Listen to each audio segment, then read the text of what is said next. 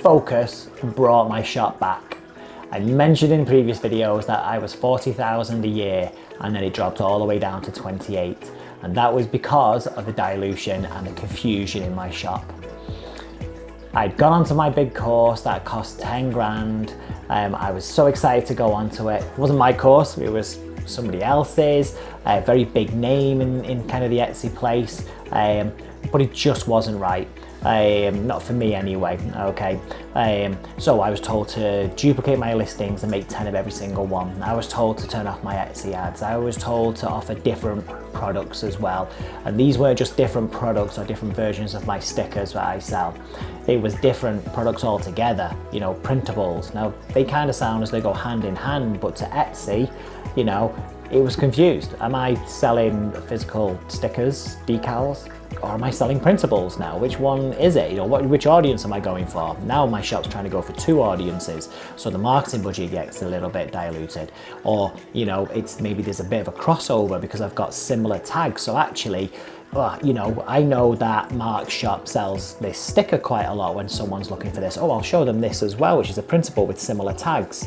However, the people looking for stickers aren't looking for this, so now it's diluting the message, and it gets my shop then doesn't have as good a success rate, doesn't have as good a conversion rate, and so all of a sudden Etsy starts to doubt whether it should show my products.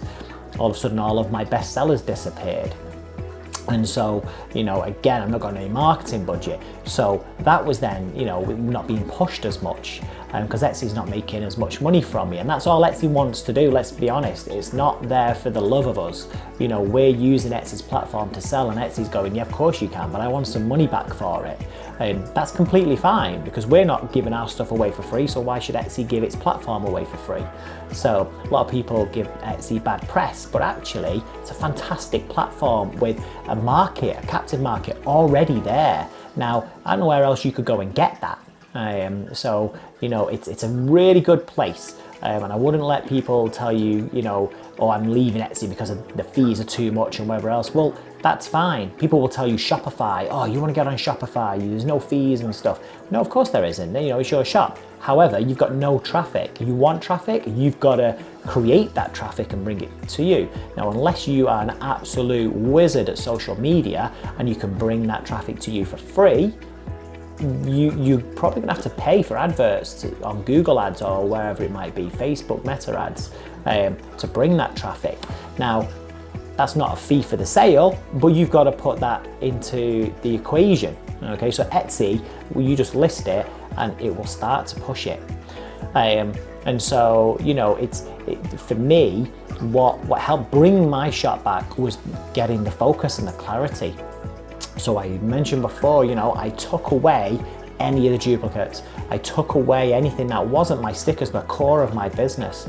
These printables, I sold a handful. Compared to my stickers, you know, I would beat that handful, you know, every single day. So actually, they're just there, they're noise. Let's take them away so Etsy knows what's happening.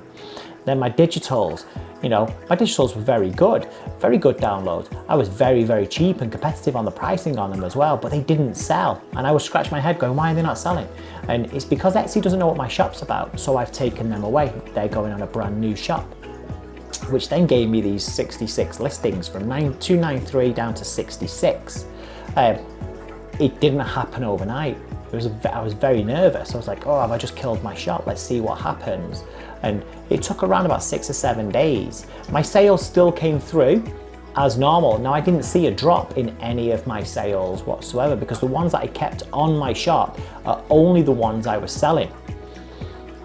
But I got to day 6 or 7 and boom, I started to see that, you know, even because people were no longer ordering this one design from 10 different duplicates, they were ordering it from just one. I started to see my bestsellers starting to return because, you know, Etsy now knew what my shop was about. I've started to see some of my products that I used to sell, but sales were dropped off or just stopped, go to a point where, boom, they were starting to come through. And it was brilliant. It was so nice and rewarding to be, you know, 6, 7, 8 days in and going, oh, I'm not seeing this set of stickers go out for such a long time, and to see another one and to see another one, then multiple of the bigger ones and stuff, and it's like the algorithm's figuring me out again, but it's giving me that jump start. It doesn't need to take however many months to figure out who I am and what's going to sell. I'm right, you know, I'm back where I was, and now that that's been done, I can focus on, you know, producing listings like I used to, which will help me find the best sellers and do variations of them rather than duplicates of them, if that makes sense. So the main thing to take from this video is that Etsy, yes, it rewards systems, but it also rewards focus and clarity. So, you know, when they say you need to niche down or niche down, however you want to say it, you know, you want to figure out what are you going to sell your core thing. Now, I have a business partner, she's absolutely amazing, and she has a very, very successful Etsy shop. But she's seen the success that I've had with clearing up my shop, and she's going to do the exact same thing. So she's going to take some of her products, which they sell fantastic, but she's going to try that in a different shop.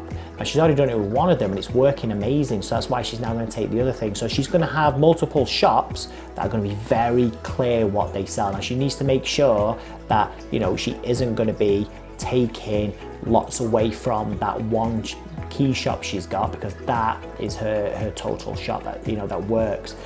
But new things that she's going to be doing, because it doesn't fit in with that message, she's going to create a brand new shop with those, and that's one thing that, you know, I think is going to work really, really well. I hope you found this useful. These are only small little videos, and the idea with them is that you can quickly watch them, take something away from it, and hopefully, you know, if you are thinking of opening an Etsy shop, this will give you the confidence to go, do you know what, I can do this. Or if you're struggling or you're looking at things going, I'm just not getting the results, hopefully you can take from these small little videos just something from it where you can go, do you know what, I'm going to try that and see what happens. And the great thing, because Etsy has such a big customer base, that you can get data very, very fast. And the more listings you've got, the more data. The more data, the quicker it learns who you are, who will buy from you, and it can figure out where to start pushing your products. Hope you find this useful. If you are, please give me a like and a subscribe. It'll just let me know that I'm on the right path with things, that people are finding this useful. But yeah, if you've got any questions, pop it into the comments. If you want me to cover something in the next video, I'll do that for you. Just pop it in the comments. And if you want me to have a look at your shop, put your shop name in, I'll have a look at that as well. But yeah, thanks very much, guys. Have a great one. I'll see you on the next one. Bye.